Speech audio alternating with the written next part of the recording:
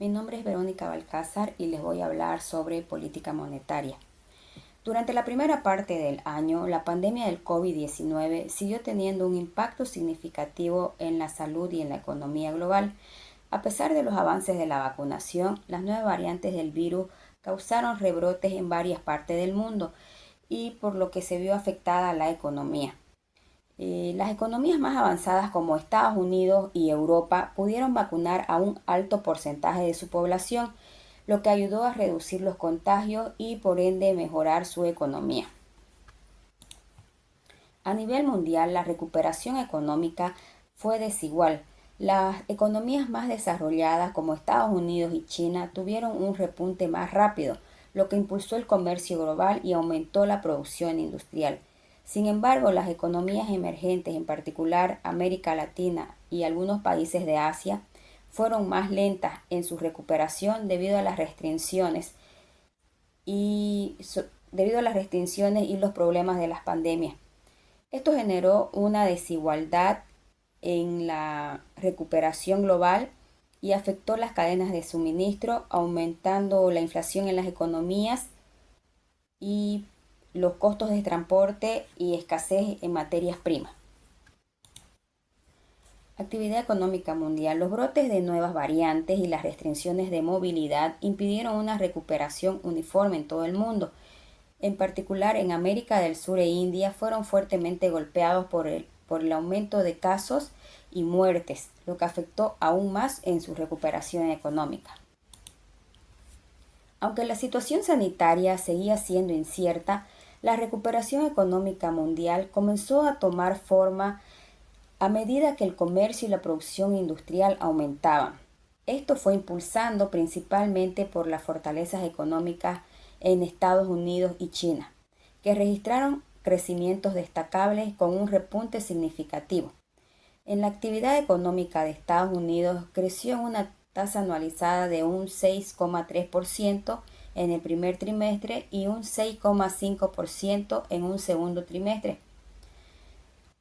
En China, la producción industrial y las exportaciones impulsaron un crecimiento robusto con tasas de crecimiento interanual de un 7,9% y de un 18,3% respectivamente. Sin embargo, a pesar de estos buenos resultados, las economías en las zonas europeas y Reino Unido tuvieron una recuperación más lenta debido a las restricciones de movilidad y los efectos prolongados de la pandemia.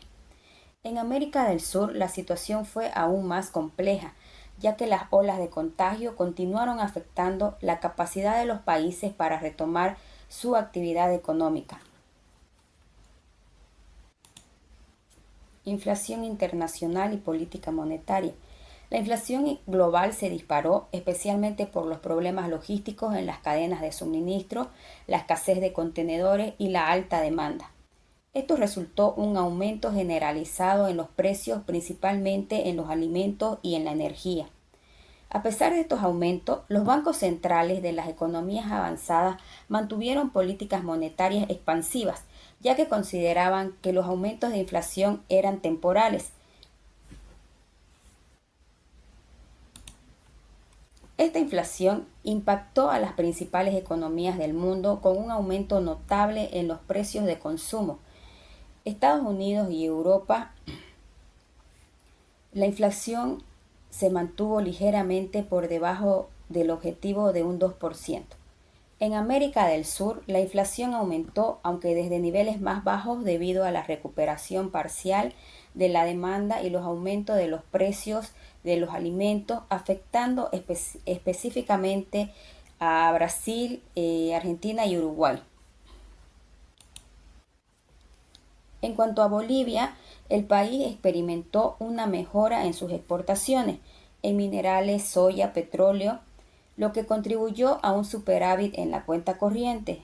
Esto ayudó a mitigar la caída de sus reservas internacionales y mantuvo la deuda externa en niveles sostenibles. Además, hubo un aumento en los flujos de inversión extranjera, lo que también favoreció en la economía nacional. Buenas tardes, licenciado. Mi nombre es Raquel Úrsula Hoyos Velázquez y voy a hablar sobre la inflación internacional y política monetaria. El desempeño económico de Estados Unidos y las otras economías avanzadas se reflejó en sus tasas de inflación y en sus políticas monetarias. En Estados Unidos, la inflación subyacente se mantuvo en torno a un 2%, lo que llevó a la Reserva Federal a aumentar la tasa de interés en 4 ocasiones, alcanzando un rango de 2.5 a 2.50%. Esto afectó el flujo de las capitales en las economías emergentes. En contraste, el Banco Central Europeo y el Banco de Japón mantuvieron las tasas bajas para estimular el crecimiento en Sudamérica. La inflación se mantuvo moderada, excepto en Argentina y Venezuela, donde los niveles fueron extraordinariamente altos. Bolivia registró una de las tasas más bajas en la región, reflejando estabilidad a pesar del contexto desafiante. Impacto en la economía boliviana. Bolivia, al depender de la exportación de hidrocarburos y minerales, sufrió el impacto de la caída de los precios en la segunda mitad del año. Esto redujo los ingresos estatales y generó preocupaciones sobre la sostenibilidad fiscal. A pesar de ello, el gobierno mantuvo políticas de estabilidad económica mediante el gasto público y financiamiento externo. El sector hidrocarburífero sigue siendo la clave. Las exportaciones de gas aumentaron inicialmente la menor demanda de Brasil, y Argentina presentó un desafío. A futuro, Bolivia deberá diversificar su economía para reducir su dependencia de las materias primas. En conclusión, la volatilidad de los precios, las tensiones comerciales y las políticas monetarias globales marcaron dinámicamente la economía del año, aunque Bolivia ha mantenido su estabilidad inflacionaria. Su fuerte dependencia de la exportación de materias primas presenta desafíos estructurales que deben ser abordados para garantizar un crecimiento sostenible a largo plazo. Mi nombre es Ángel Roca. Continuando con el tema sobre política monetaria, me tocó exponer sobre las exportaciones de los productos básicos en Bolivia. Bueno, y empezaremos diciendo que el incremento en las exportaciones en Bolivia, este cuadro nos muestra el comportamiento de los diferentes productos. Por ejemplo, el incremento de los productos de exportaciones en el mes se aumentó el 2021 en un 24% en relación al 2020. Aquí podemos ver, esta línea es el promedio sacado por IPPB, y podemos ver, por ejemplo, la producción agrícola, este comportamiento desde enero de 2019 tuvo casi igual al promedio,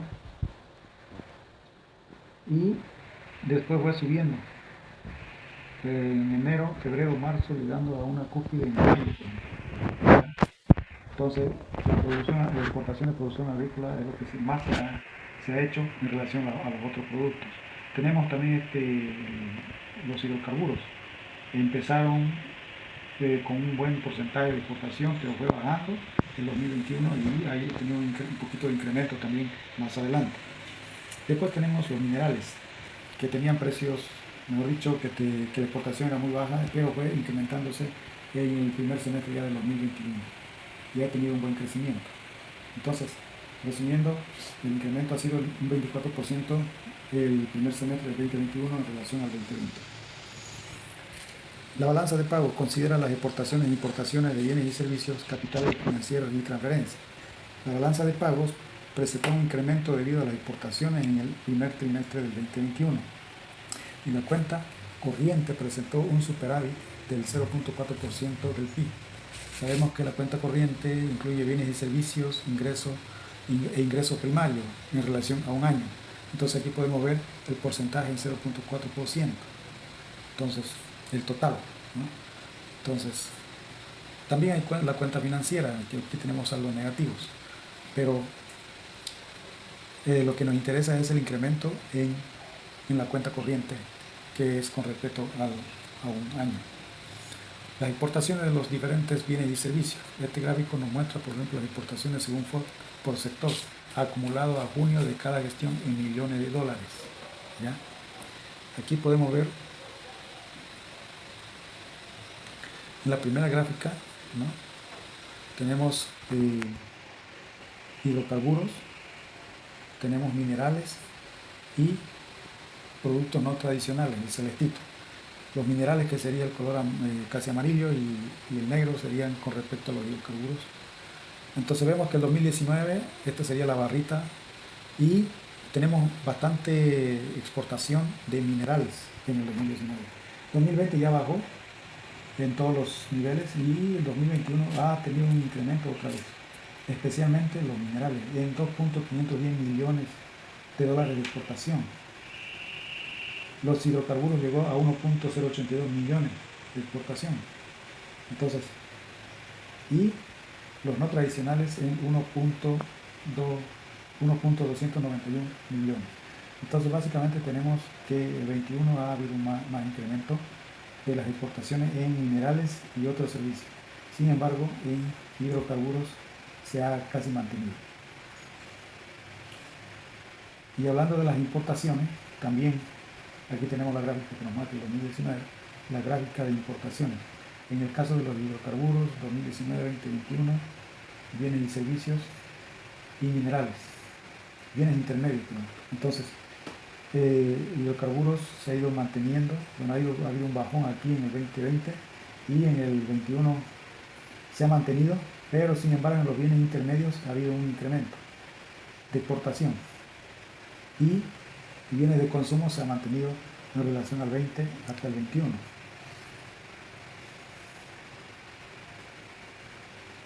Remesas del extranjero, remesas de trabajadoras recibidas en millones de dólares. Por ejemplo, aquí podemos ver una línea celeste, ¿ya? De 2019 al 21 se ha mantenido, pero ha habido una caída también de los ingresos, ¿ya? En el 2020, una caída. Entonces, el 2019 se mantuvo, el 2020 tuvo una caída, y el 2021, bueno, solo el informe muestra hasta junio, el primer semestre del 20. Entonces esta nos muestra la gráfica, digamos, del comportamiento de las remesas del exterior. Datos de la deuda externa. Aquí este gráfico nos muestra la evolución de los saldos de la deuda externa pública.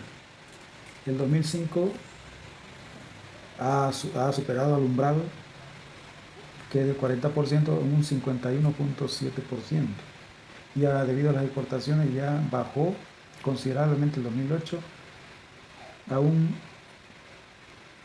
14%, y se ha ido manteniendo durante todos esos años, pero ha ido incrementándose de a poco hasta el 2019, un 27%, el 20 un 31%, el 21, bueno, ha llegado hasta un 30% nuevamente, casi hasta el umbral de la línea roja, donde no debería pasarse, digamos, la deuda externa pública de Bolivia. Y este comportamiento obedece, bueno, en base pues a las exportaciones, de cuánto producimos para poder exportar y tener divisas en el país, ¿no? Entonces, y así mantener una economía estable y sana. Eso ha sido en cuanto a la exposición sobre política monetaria y la exportación de los productos básicos. Gracias.